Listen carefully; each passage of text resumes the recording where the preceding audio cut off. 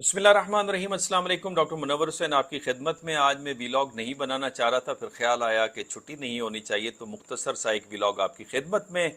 मोहसिन नकवी साहब ने एक बहस छेड़ दी है और सही बहस छेड़ दी है, और उनके इस आइडिया से मैं एग्री करता हूँ कि मौजूदा निज़ाम तो नहीं चल पा रहा, लेकिन ये चल क्यों नहीं पा रहा और इसका इलाज क्या है, यहाँ पे थोड़े बहुत इख्तलाफात नज़र आएंगे। लेकिन एक हेल्दी डिबेट कम अज़ कम पाकिस्तान में शुरू हो चुकी है। और चिड़िया की खबर जो है वो तो ये है, जो कि हमारे एक बड़े सीजन जर्नलिस्ट हमेशा बात करते हैं, कि उन्होंने इतला दी है, उन्होंने थ्रेट भी नहीं दिया और मशवरा भी नहीं मांगा। लेकिन चूंकि बहस चल पड़ी है तो एक छोटी सी राय मैं भी अपने सामने रखूंगा। लेकिन उससे पहले इंतहाई मौजू जो खबरें हैं आपकी तरफ लाना चाहता हूँ। इस वक्त एक बड़ा हमला टल गया है ईरान के ऊपर से, पार्शली बिकॉज मोहम्मद बिन सलमान ने रिक्वेस्ट की प्रेसिडेंट ट्रंप से, और प्रेसिडेंट ट्रंप ने इसका इजहार भी किया।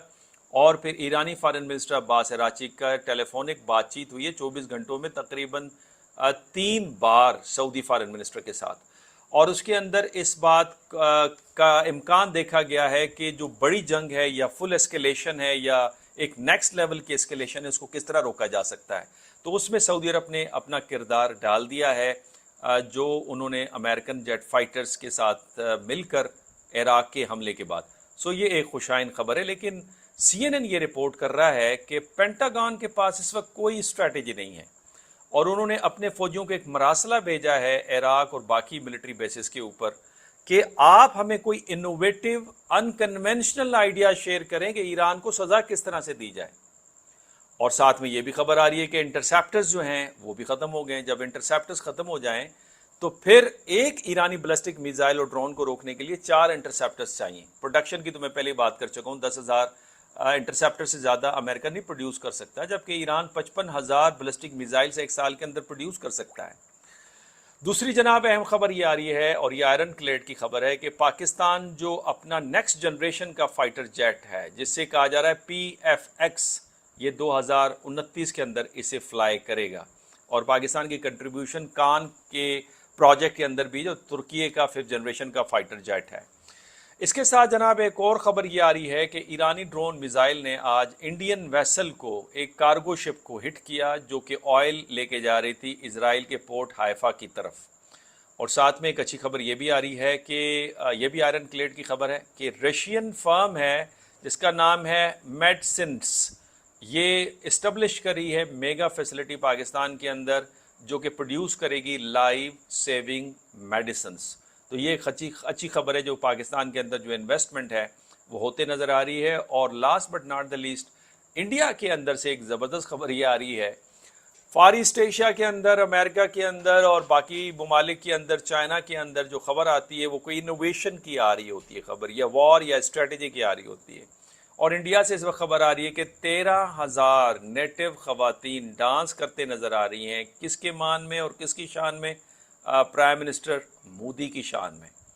तो आप इससे अंदाज़ा कर सकते हैं कि प्राइम मिनिस्टर मोदी अभी भी ज़्यादा अनपॉपुलर नहीं है, लेकिन हमारी जो साउथ एशियन पॉलिटिक्स है उसमें हम दुनिया को दिखाने के लिए कि स्टिल हम रेलिवेंट हैं, पॉपुलर हैं, हम काम क्या करते हैं। 13,000 खवातीन डांस कर रही हैं to welcome prime minister Modi. Vali Nasr की एक ट्वीट के अंदर वो बताते हैं कि वॉल स्ट्रीट जर्नल ने ये इस बात का उनसे बात करते हुए वली नसर ने कहा है कि ट्रंप ने अगेन कोशिश कर रहा है कि एक डिप्लोमेटिक सोल्यूशन निकले, और मिलिट्री एस्केलेशन को फिलहाल उसने रोक दिया है। लेकिन कोई क्लियर कट पाथ नहीं है उनके पास कि डिप्लोमेटिकली आगे मूव करे या मिलिटरली आगे मूव करे। तो लिहाजा ट्रंप जो है वो इस वक्त एक कंफ्यूजन की हालत में है, तज़बज़ब की हालत में है कि विक्ट्री को कैसे हासिल किया ईरान के हवाले से। तो लबे लुबाब इसका कुछ इस तरह से है कि अमेरिका इस वक्त कंप्लीट कंफ्यूजन और एरे के अंदर है। और उसकी बुनियादी वजह मैंने अपने पिछले व्लॉग के अंदर डिस्कस कर ली थी, कि वजह यह है कि जो डिप्लोमेसी है वो गालिबन वेस्ट भूल गया है, और जो मोरालिटी है वो भी उनके हाथ से निकल गई है। और उसकी वजह यह है कि मीडिया की जो कंसोलिडेशन है और प्राइवेट इन्वेस्टिगेटिव जर्नलिज्म और नई स्टोरीज आ रही हैं, तो लिहाजा जो रियासती नैरेटिव है वो बिकने को तैयार नहीं है, और लोगों के पास अल्टरनेटिव ऑप्शंस मौजूद हैं। साथ में ईरान ऑब्जर्वर ये बात कर रहा है कि ईरानी जो मिलिट्री है उसकी स्पेशल फोर्सेस ने, एक ब्रिगेड ने इराकी कुर्दिस्तान के अंदर दाखिल होकर जो 8 सेपरेटिस्ट ग्रुप लीडर्स थे ईरानी कुर्दिस्तान के, उनको न्यूट्रलाइज कर दिया है। और ये सारा ऑपरेशन जो है वो इस वक्त चल रहा है कई हफ्तों से इस वक्त।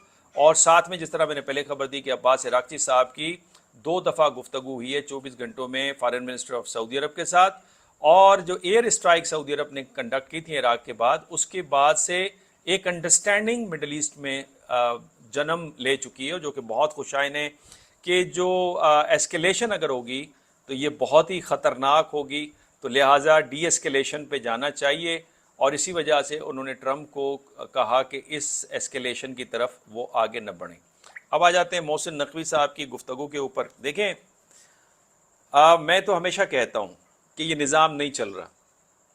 निज़ाम क्यों नहीं चल रहा? उसकी वजह ये नहीं है कि आपके पास 4 सूबे हैं, आबादी बढ़ गई है तो लिहाजा मज़ीद सूबे बनाए जाएं। उसका एक बेहतरीन हल जो परवेज़ मुशर्रफ साहब के ज़माने में हुआ था और बड़ा सक्सेसफुल भी रहा था, वो है लोकल बॉडीज़ गवर्नमेंट। पाकिस्तान की 3 लेयर्स हैं, एक फेडरल गवर्नमेंट है, प्रोविंशियल गवर्नमेंट है और डिस्ट्रिक्ट लेवल की गवर्नमेंट है। जो आपकी सेंट्रल नेशनल गवर्नमेंट है, प्रोविंशियल गवर्नमेंट है, वो तो चलते नज़र आ रही है। इलेक्शन जैसे तैसे, सही गलत, उस पर बहस हो सकती है, लेकिन वो चल रही है। लेकिन जो डिस्ट्रिक्ट लेवल की जो गवर्नमेंट है वो ठप पड़ी है, उसको आगे नहीं बढ़ाया जा रहा। और यही वजह है कि जब हम बात करते हैं कि लोकल आदमी को उनकी दहलीज पे इंसाफ मिले, उनके मसाइल हल हों, वो तो तभी हल होंगे जब आप डिस्ट्रिक्ट लेवल की गवर्नमेंट को कायम करेंगे, नंबर 1। नंबर 2, पाकिस्तान की गवर्नेंस इसलिए नहीं चल रही कि मेरिटोक्रेसी नहीं है।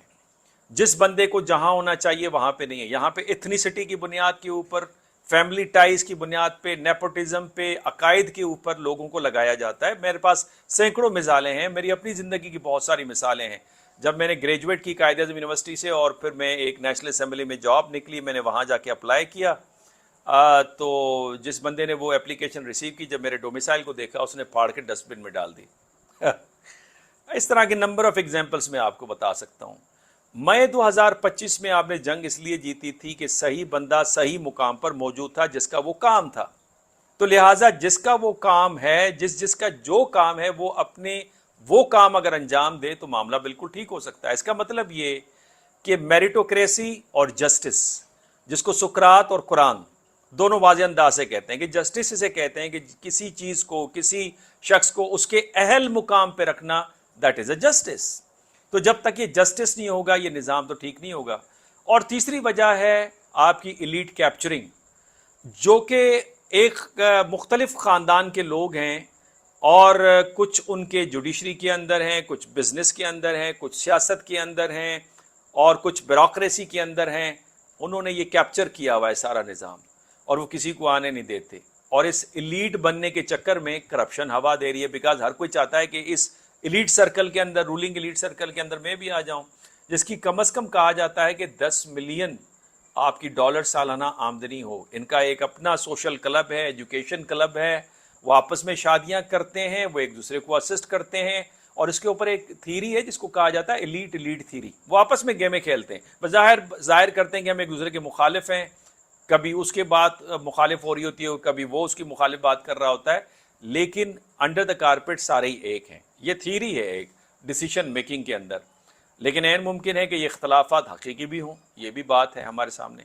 तो लिहाजा जब तक local body government, meritocracy, justice और एलीट कैप्चरिंग को नहीं तोड़ेंगे, और तोड़ने का तरीका यह है कि comprehensive reform in all areas, जिसमें आपकी सोसाइटी है, इकोनॉमी है, पॉलिटिक्स है, जब तक आप इसको रिफॉर्म नहीं लाएंगे, as per the need of the time इसको ढालेंगे नहीं और उस पर पहले बहस होगी, कंसेंसस होगा, जब तक मामला आगे नहीं बढ़ेगा।